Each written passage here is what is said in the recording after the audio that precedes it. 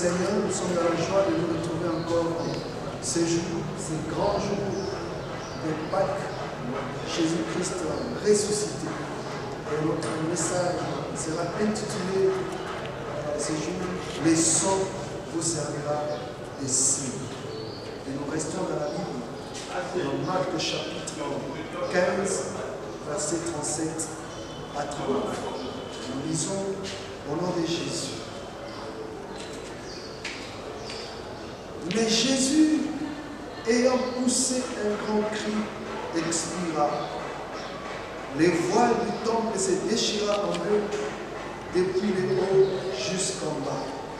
Les centeniers qui étaient en face de Jésus, voyant qu'il avait expiré de la sorte, dit assurément, cet homme était fils de Dieu. Bien-aimés, la Pâque est la plus grande des fêtes chrétiennes. Et quand vous voyez Pâques, aujourd'hui, vous devez retenir qu'il y a deux éléments de base de la foi chrétienne. Deux éléments de base de notre foi. La Pâque, nous sommes en train de penser à la mort et à la résurrection de Jésus. La Bible dit, si Christ n'était pas ressuscité, notre prédication serait vaine. Notre foi aussi sera vaine. Nous serons des faux témoins à l'égard de Dieu. Les morts en Christ ne seront pas ressuscités et nous serons encore dans nos péchés. Quand vous le lisez dans 1 Corinthiens chapitre 15, verset 14 à 17, vous les verrez clairement. Bien aimés, quand nous croyons en Jésus, nous confessons que Jésus est mort et non seulement il est mort, mais il est aussi ressuscité. Jésus a vaincu la mort. La mort ne pouvait pas le retenir. 3 jours après, Jésus est ressuscité. La Bible dit, ô mort, où est ta victoire? Ô mort, où est ton aiguillon?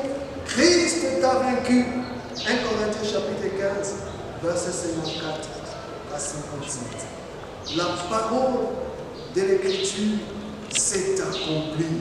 Parce qu'en ce moment-là, Jésus qui avait porté les corps corruptibles est revêtu maintenant de l'incorruptibilité.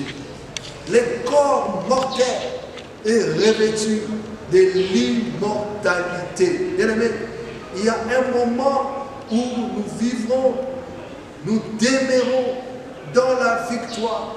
Parce que ce corps mortel, un jour, sera revêtu de l'immortalité. Ce corps corruptible sera revêtu de l'incorruptibilité. La Bible dit, grâce soit rendue à Dieu qui nous a donné la victoire par notre Seigneur Jésus-Christ. Le sang vous servira de signe. Si nous nous rappelons à l'institution de la Pâque en Égypte, vous allez voir que Dieu prévient son peuple, que l'ange destructeur passera. Et quand il passera pour frapper les Égyptiens, il ne touchera pas le peuple d'Israël. L'ange d'Israël passera outre, passera par-dessus. D'ailleurs, c'est la signification de la Pâque. Quand on se rappelle de l'origine, Pâques, en hébreu, Pessa, veut dire passer outre, passer par-dessus. Et le peuple prendra le sang de l'agneau et marquera sur l'entrée de chaque maison. Vous pouvez le lire en Exode chapitre 12, verset 13. Bien aimé, quand Dieu décide de libérer son peuple, il y a des choses qui se passent, des événements qui marquent ce temps. Moi, je comprendre que pas qu'il y ait qu'à mais tant qu'on a libéré le peuple, il y a un belé et saléma. En Égypte, Dieu frappe tous les premiers-nés dans le pays d'Égypte. depuis le premier-né de Pharaon jusqu'au premier-né du captif dans sa prison et jusqu'à tous les premiers-nés des animaux. Réalise un peu ce que Dieu est en train de faire. Alingara bimisa peuple naye alongolaye na bohumbu ya Égypte metala makambo nzambe aza kosala. Et il a frappé tous les premiers-nés d'Égypte pour dire Dieu libère son peuple, mais sous l'esprit, sous le climat de deuil, tous les pays d'Égypte. Vous pouvez les voir dans Exode chapitre 12, les versets 29 à 30. Le sang vous servira de signe. Bien aimé, à la croix, Jésus-Christ expira. On peut les voir dans Matthieu chapitre 27, versets 50 à 54. Le sang a coulé. Jésus-Christ a rendu l'âme. Mais il y a des choses qui se sont passées. Premièrement, les voiles du temple se déchira en deux. Depuis le haut jusqu'en bas. Jésus-Christ est mort, mais il inaugure une nouvelle alliance. Une alliance de responsabilité, une alliance de communion, une alliance qui vous rend libre d'entrer librement. Vous n'avez plus besoin d'accéder au temple, à la présence de Dieu, en passant par une autre personne, en passant par les sacrificateurs, en passant par les souverains sacrificateurs. Vous avez besoin de Dieu. Le chemin est déjà dégagé. Vous avez besoin de Dieu. La liberté vous est accordée. Parlez à Dieu directement parce que Jésus-Christ a inauguré une alliance de responsabilité. Ça ne dépend pas seulement du sacrificateur ou du sacrificateur, mais l'alliance nous donne l'occasion, chacun de nous, partout où tu peux te retrouver, d'entrer en contact avec Dieu. Même sous l'eau, il est là. Dans les airs, il est là. Dans ta chambre, il est là. Partout où tu peux te retrouver, tu peux crier et Jésus-Christ t'entendra parce qu'il a inauguré une nouvelle ère, une nouvelle alliance qui nous permet d'entrer en contact direct avec Dieu. Les temples de Jérusalem et derrière le voile, c'était le lieu très saint, réservé seulement aux souverains sacrificateurs qui pouvaient entrer là-bas une seule fois l'an, entrer en contact et apporter des sacrifices pour le peuple. Mais Jésus mort, le temple se déchire en deux et donne accès à toute personne qui peut entrer et prendre contact avec Dieu. Deuxièmement, Jésus-Christ expira, la terre trembla. Bolibami, Itikaponayo, Nikolo, Nassé, Mabélé et Ningana. Ça a besoin à ça quelque chose dans la vie. La vie Mabélé pour Ningana. Ce que ça a chaîne et Kalaki, la chaîne et Koué, ce que ça a projet et Saramaki. Projet avec Panzana. Ce que ça a Makamo et Bomisamaki. La vie Makamo avec Ozonga Sima. Parce que tant Mabélé pour Ningana, il y a des gens qui vivent des événements, qui vivent l'expérience de tremblement de terre. Un gobelet peut quitter au-dessus de l'armoire et tomber par terre sans qu'on les touche. Dieu nous le dit, quand la terre tremblera, il y aura des choses qui se passeront. Troisième chose, Jésus rendit l'âme à Dieu, les rochers se fendirent, les sépulcres s'ouvrirent. Mais le cimetière est Ningane.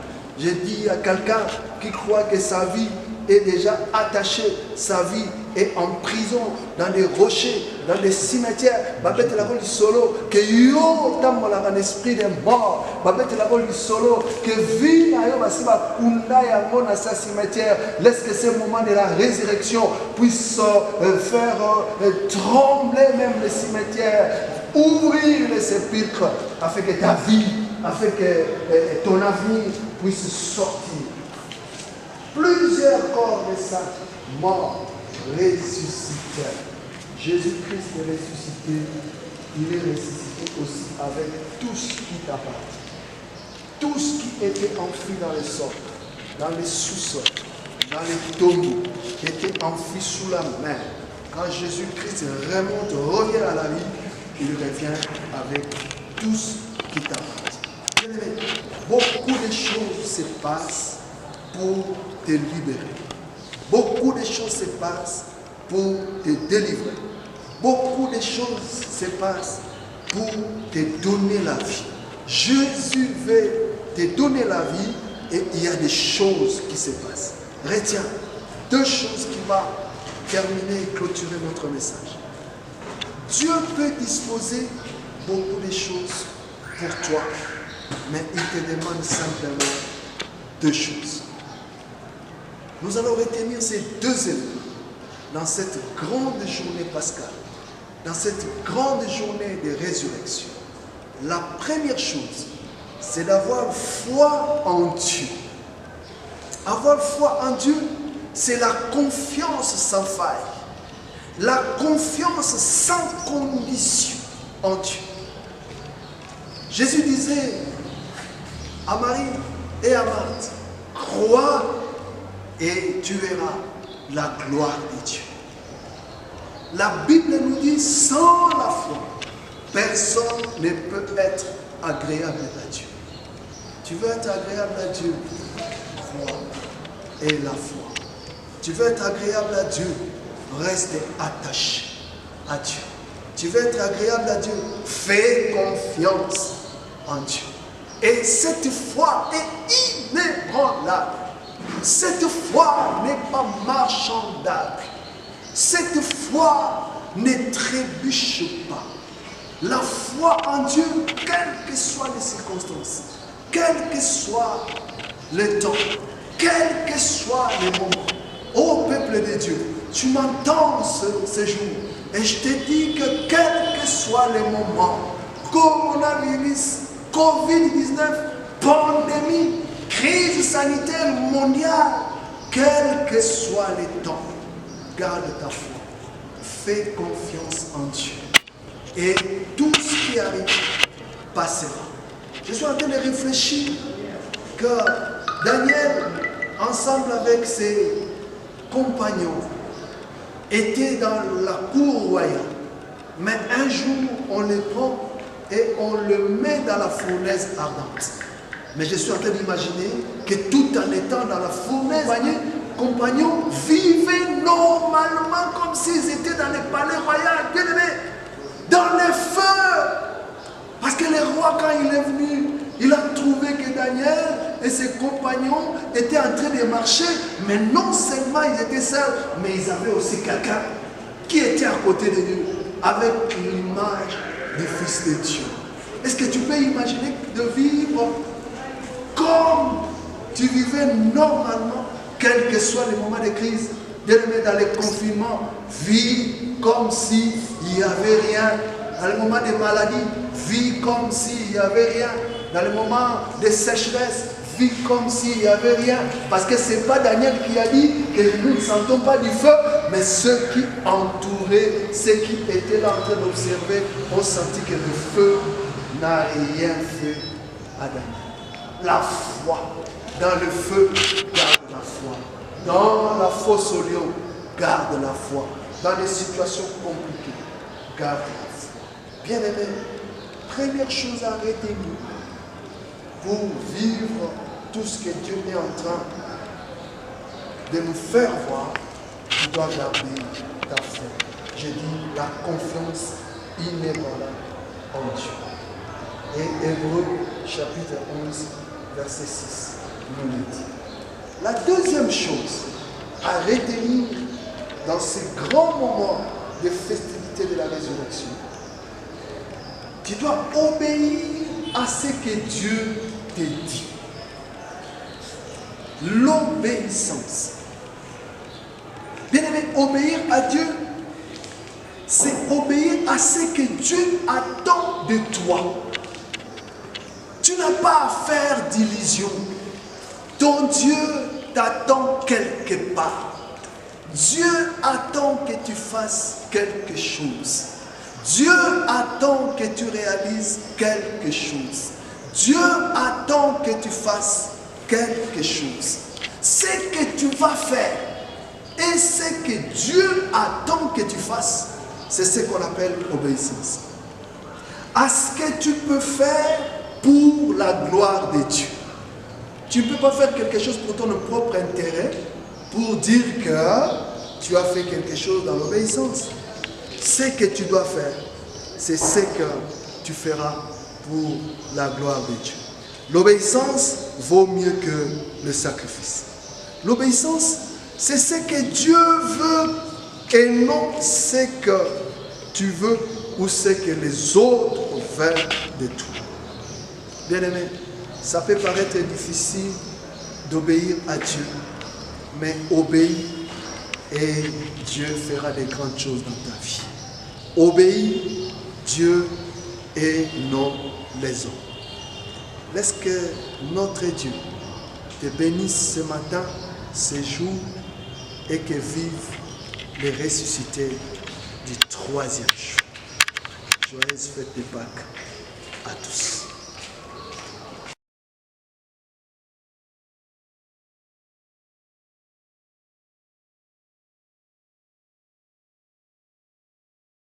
Dans Marc chapitre 15, verset 37 à 39. Nous lisons au nom de Jésus. Mais Jésus, ayant poussé un grand cri, expira. Les voiles du temple se déchira en deux, depuis le haut jusqu'en bas.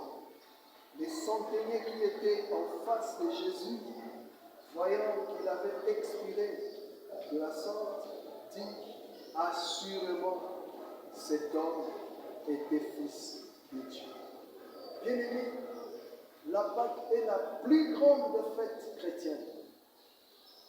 Et quand vous voyez Pâques, aujourd'hui, vous devez retenir qu'il y a deux éléments de base de la foi chrétienne. Deux éléments de base de notre foi. La Pâque, nous sommes en train de penser à la mort et à la résurrection de Jésus. La Bible dit, si Christ n'était pas ressuscité, notre prédication serait vaine. Notre foi aussi serait vaine. Nous serons des faux témoins à l'égard de Dieu.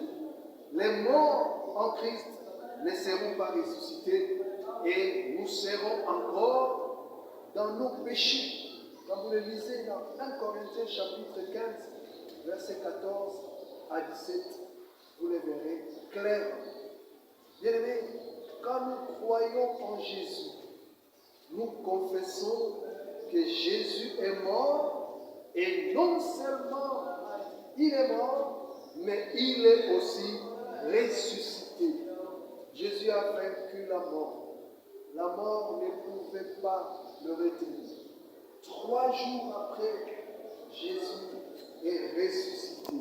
La Bible dit, ô mort, où est ta victoire? Ô mort, où est ton aiguillon? Christ t'a vaincu. 1 Corinthiens chapitre 15, verset 54 à 57. La parole de l'Écriture s'est accomplie. Parce qu'en ce moment-là, Jésus qui avait porté les corps corruptibles est revêtu maintenant de l'incorruptibilité. Les corps mortels est revêtu de l'immortalité. Bien-aimés, il y a un moment où nous vivons, nous demeurons dans la victoire. Parce que ce corps mortel, un jour, sera revêtu de l'immortalité. Ce corps corruptible sera revêtu de l'incorruptibilité. La Bible dit grâce soit rendue à Dieu qui nous a donné la victoire par notre Seigneur Jésus-Christ. Le sang nous servira de signe si nous nous rappelons à l'institution de la Pâque en Égypte.